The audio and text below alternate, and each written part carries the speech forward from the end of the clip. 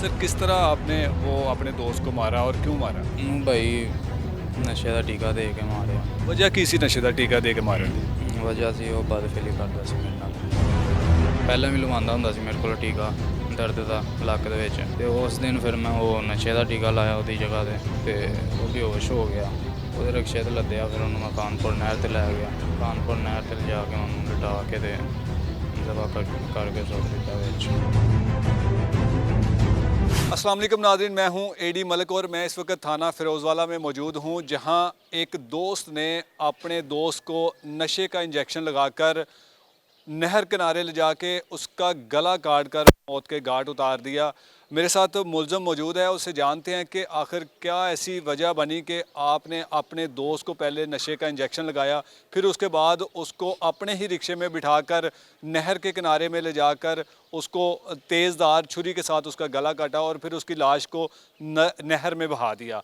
Police को जब वो लाश मिली वो इस कदर गल सड़ चुकी थी कि जिसका अंदाज़ा लगाना मुश्किल हो चुका था। पुलिस ने किस तरह मुलज़म को पकड़ा, मुलज़म की ज़ुबानी जानते हैं कि आखिरकार इसने ये इकदाम क्यों उठाया। क्या नाम है आपका? कैसर तनवीर। क्या सर किस तरह आपने वो अपने दोस्त को मारा और क्यों मारा? ਉਹਨੂੰ ਭਾਈ ਨਸ਼ੇ ਦਾ ਟੀਕਾ ਦੇ ਕੇ ਮਾਰਿਆ। वजह की सी नशे का टीका दे के मारन दी? ਵਜ੍ਹਾ ਸੀ ਉਹ ਬਦਫੇਲੀ ਕਰਦਾ ਸੀ ਮੇਰੇ ਨਾਲ। तेरे ना बदफेली करता किन्ने अरसे तो? ਦੋ ਸਾਲ ਤੋਂ। फिर वो दोस्त होया भी ये तू अपनी मर्जी नाल बदफेली करवांदा सी? ਸ਼ੁਰੂ 'ਚ ਰਜ਼ਾਮੰਦੀ ਸੀ, ਲੇਕਿਨ ਆਹਿਸਤਾ ਆਹਿਸਤਾ ਨਹੀਂ, ਬਾਅਦ ਵਿੱਚ ਨਹੀਂ ਰਜ਼ਾਮੰਦੀ ਹੈਗੀ। किन्ना अरसा करवांदा रहा सी ऐसा?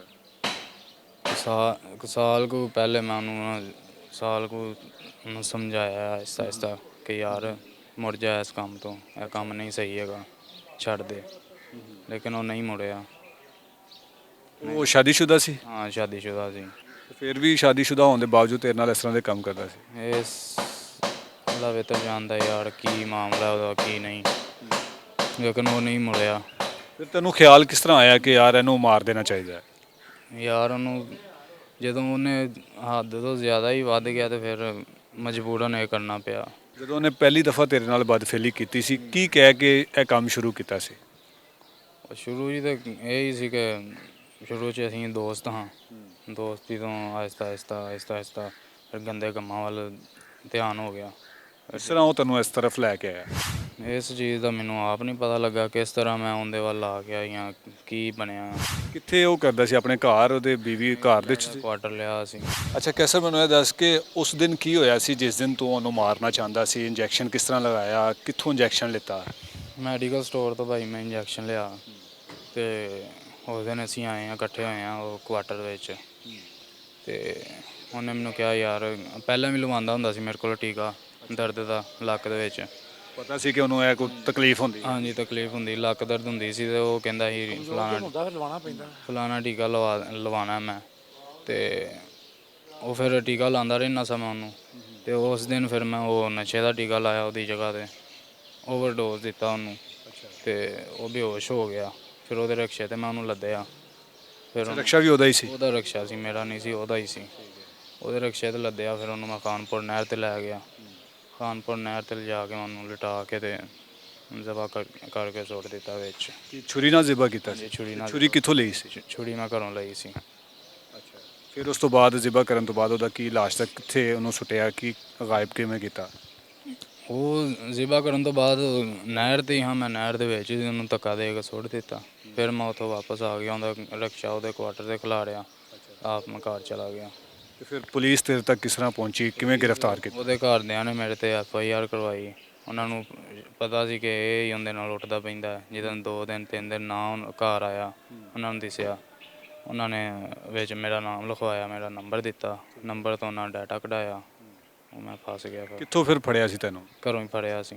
ਅੱਛਾ, ਫੜ ਕੇ ਫਿਰ ਜਦੋਂ ਥਾਣੇ ਲਿਆਂਦਾ, ਫਿਰ ਕਿਵੇਂ ਤੂੰ ਮੰਨਿਆ ਕਿ ਜੀ ਮੈਂ ਉਹਨੂੰ ਮਾਰ ਦਿੱਤਾ?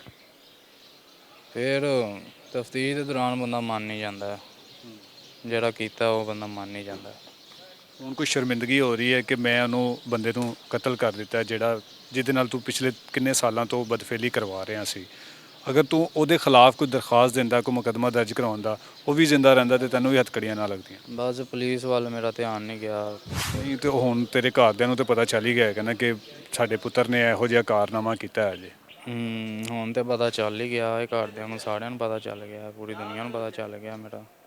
ਤੇ ਇਹ ਜਿਹੜਾ ਗਲਤ ਕੰਮ ਤੂੰ ਕਰਵਾਉਂਦਾ ਰਿਹਾ ਸੀ, ਉਤੋਂ ਕੋਈ ਸ਼ਰਮਿੰਦਗੀ ਨਹੀਂ ਹੋ ਰਹੀ ਵੀ ਜਿਸ ਤਰ੍ਹਾਂ ਤੂੰ ਐਕਸਪਲੇਨ ਕਰਨਾ ਪਿਆ, ਦੱਸਣਾ ਪਿਆ?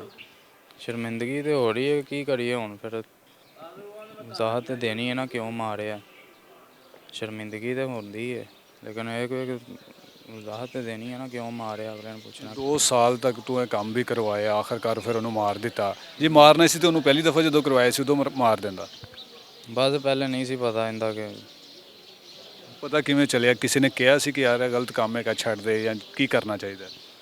ਬਸ ਮੌਲਵੀ ਦੇ ਮੂੰਹ ਸੁਣਿਆ ਸੀ ਮਸਲਾ ਕਿ ਬੰਦੇ ਦੇ ਨਾਲ ਬੰਦਾ ਜਿਹੜਾ ਮੂੰਹ ਕਾਲਾ ਕਰਦਾ ਉਹਦੇ ਵਾਸਤੇ ਬਹੁਤ ਸਜ਼ਾ ਹੈ, ਅੱਲਾਹ ਪਾਕ ਉਹਨੂੰ ਮਾਫ ਨਹੀਂ ਕਰਦਾ।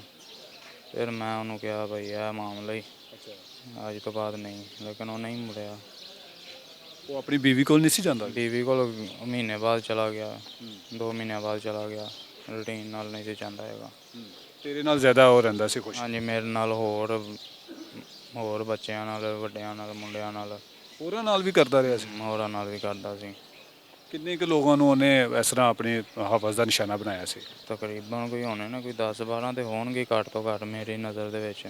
ਤੂੰ ਉਹਨੂੰ ਰੋਕਦਾ ਨਹੀਂ ਸੀ ਕਿ ਯਾਰ ਛੱਡ ਦੇ, ਸ਼ਾਦੀशुदा ਬੰਦਾ ਆ, ਮੈਂ ਵੀ ਹੁਣ ਜਵਾਨ ਹੈਗਾ ਵਾਂ? ਉਹ 'ਚ ਰੋਕਿਆ ਇਹ, ਲੇਕਿਨ ਨਹੀਂ ਰੋਕਿਆ, ਉਲਟਾ ਮੈਨੂੰ ਬਲੈਕਮੇਲ ਕਰਤਾ ਕਿ ਮੈਂ ਤੇਰੇ ਘਰ ਤੈਨੂੰ ਕੀ ਕਹਿੰਦਾ ਸੀ? ਤੇਰੇ ਘਰਦਿਆਂ ਨੂੰ ਦੱਸ ਦਿਆਂਗਾ। ਮੇਰੇ ਘਰਦਿਆਂ ਨੂੰ ਨਹੀਂ ਸੀ ਪਤਾ ਕਿ ਮੇਰਾ ਉਹਦੇ ਨਾਲ ਤਲਕ ਵੀ ਹੈਗਾ। ਮੈਂ ਇਸ ਸ਼ਰਮਿੰਦਗੀ ਦੀ ਵਜ੍ਹਾ ਤੋਂ ਉਹਨੂੰ ਕਤਲ ਕੀਤਾ ਕਿ ਮੈਨੂੰ ਮੇਰੇ ਘਰਦਿਆਂ ਨੂੰ ਪਤਾ ਲੱਗ ਜਾਏਗਾ, ਮੇਰੇ ਦੋਸਤਾਂ ਨੂੰ ਪਤਾ ਲੱਗ ਜਾਏਗਾ।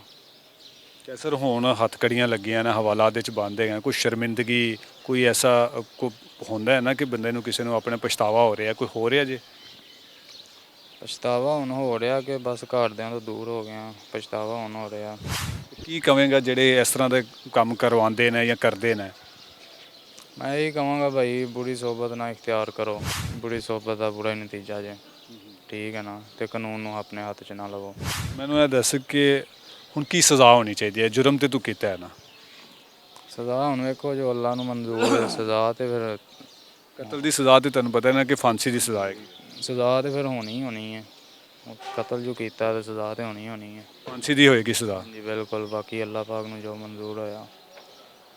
जी बिल्कुल, आपने मुलज़म की ज़ुबानी सारी कहानी सुनी कि किस तरह इसका वो दोस्त, वो जो मकतूल जो इस दुनिया में अब नहीं है, वो कितने अरसे से इसके साथ बदफेली कर रहा था। और इसका ये भी कहना है कि मेरे साथ साथ वो बेशुमार ऐसे लड़कों के साथ भी इस तरह की हरकत कर चुका था। मैं उसे मना करता था लेकिन वो इन हरकत से बाज नहीं आ रहा था। और मैंने जब ये संगीन कदम उठाने के लिए जब मैंने प्लान किया, सोचा कि अब मैं इसको ज़िंदा नहीं छोड़ूंगा, तो मुझे वो ब्लैकमेल करता था। फिर मैंने ये सोचा कि अब इसको मार देना ही बेहतर है। लेकिन मुलज़म जितना मर्जी शातिर हो, जितनी मर्जी उसने प्लानिंग की हो, लेकिन आखिरकार वो कानून के शिकंजे में आ ही जाता है। पुलिस ने किस तरह इसका तअक़्क़ुब किया और किस तरह इसका डाटा रिकॉर्ड निकलवाया और फिर इसको गिरफ़्तार किया। और इसने फिर पुलिस को जब दौरान तफ्तीश बयान दिया कि इस मुलज़म, इस शख्स को मैंने ही कत्ल किया, ये शख्स मेरे साथ बदफेली किया करता था, तो आज ये इसके चेहरे पर शर्मिंदगी तो है, लेकिन ये साथ ही साथ ये भी कहता है कि जी मैं मजबूर था और मुझे वो ब्लैकमेल कर रहा था, इसलिए मैंने ये काम किया है। अगर आप लोग भी इस तरह की हरकत में या कोई आपको परेशान कर रहा है, तो उसके लिए आप इतना बड़ा संगीन जुर्म करने से पहले कानून का दरवाज़ा दस्तक करें, कानून की हेल्प लें। शायद हो सकता है कि आप इस तरह के हालात से बच सकें। इसी के साथ मुझे दीजिए इजाज़त। अल्लाह के बाद।